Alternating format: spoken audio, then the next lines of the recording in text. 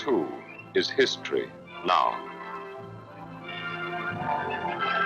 Now is the final victory inscribed and recorded in the pages of time. But in millions of hearts, the joy is strained.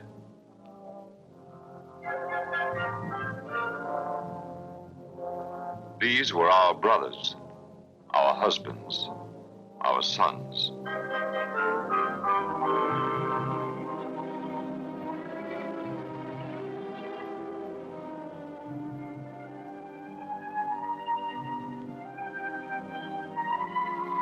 These were the soldiers who fought fascism to the death.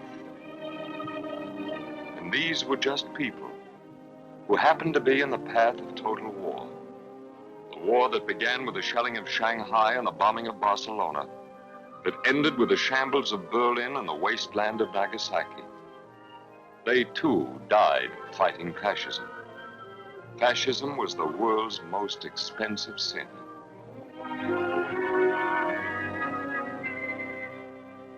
And these were homes. Homes, streets, neighborhoods. Some were old, some new, some fashionable, some sordid. Doesn't make much difference now.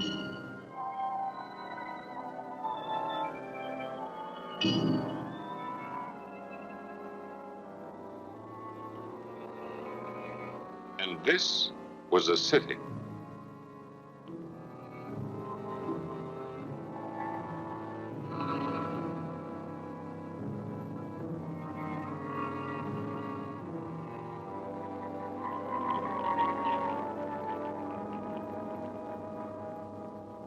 An empty shell?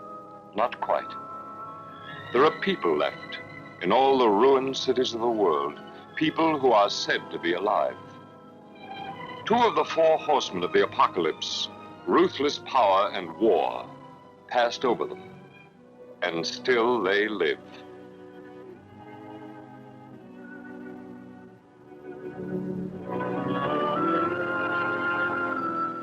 As in a nightmare, they shift between the burdens of death and the burdens of life, and cannot tell which are heavier.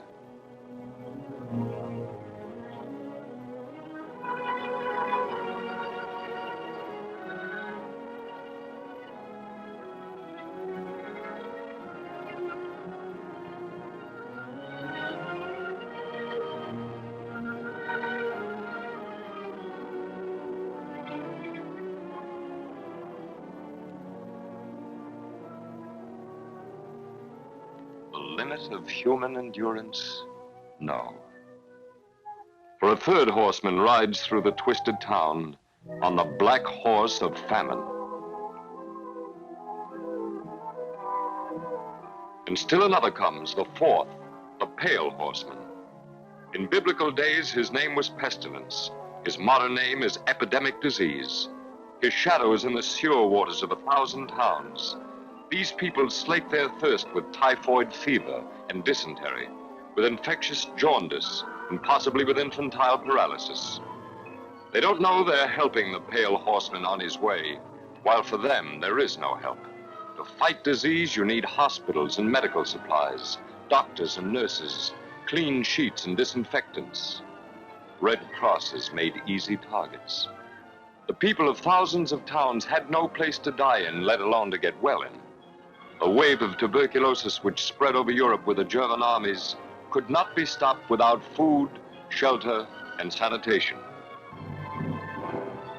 This is shelter for millions of Europeans.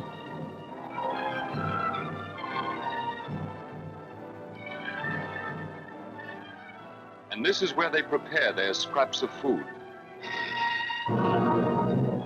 When millions have been living in filth, cooking in filth, eating in filth, sickness must be taken for granted. But who can take such scenes for granted?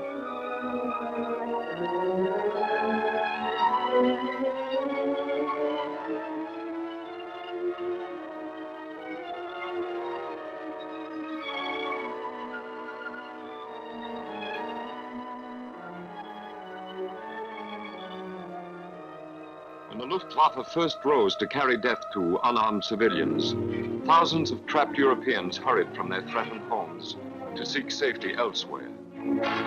As a glacier pushes along a mass of tumbling rock, so the Blitz stirred up a great horde of refugees.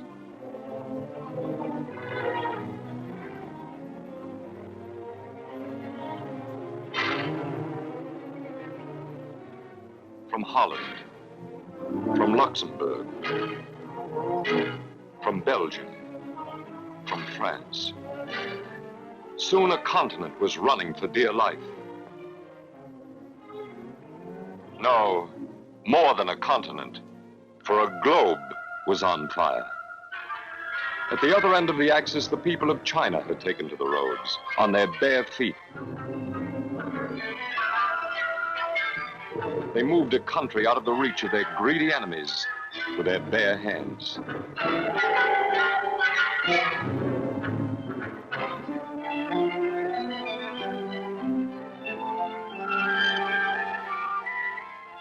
In Asia alone, the refugees numbered more than 100 million. But it wasn't Asia alone, for soon the Russians were pushed from their homeland. More uprooted millions suffered the hardships of the road. Exposure, fatigue, hunger, neglected wounds, neglected illness, the rotting bodies of the unburied dead. Contaminated food, polluted water, the effects of unceasing terror on the minds of men, women, and children. The lack of sanitation, the living conditions that invited the spread of contagious disease.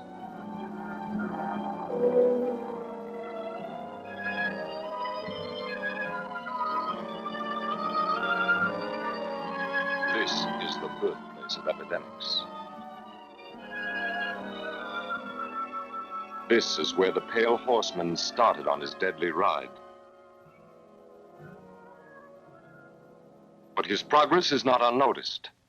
Far away in Washington, capital of the United States, where a joint high command worked on the military strategy of the war, another international group of experts assembles information regarding the spread of epidemics.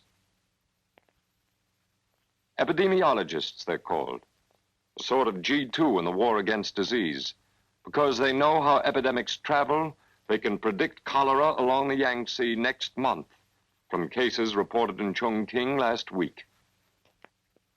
Their statistics are kept up to date by a vast international organization.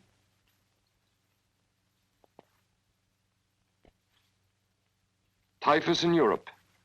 They've even made a picture of its movement based on figures that were cabled from the underground. From the bestial filth of German concentration camps, the disease spread along the highways and railroad lines of France. How?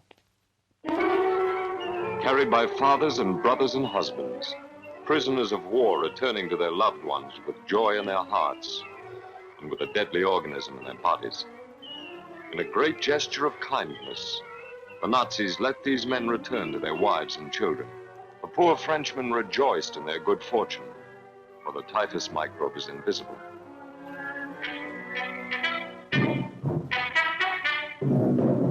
Soon the world would be on its way back home, on the road that seems so short because the goal is so real.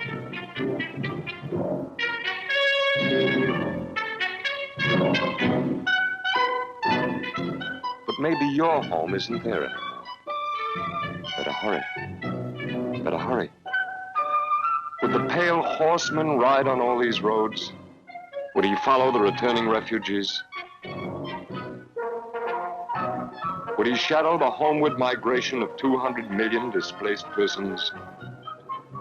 Would they escape the aftermath of all great wars, from the Crusades through World War I, the pestilence that made battle casualties seem trivial?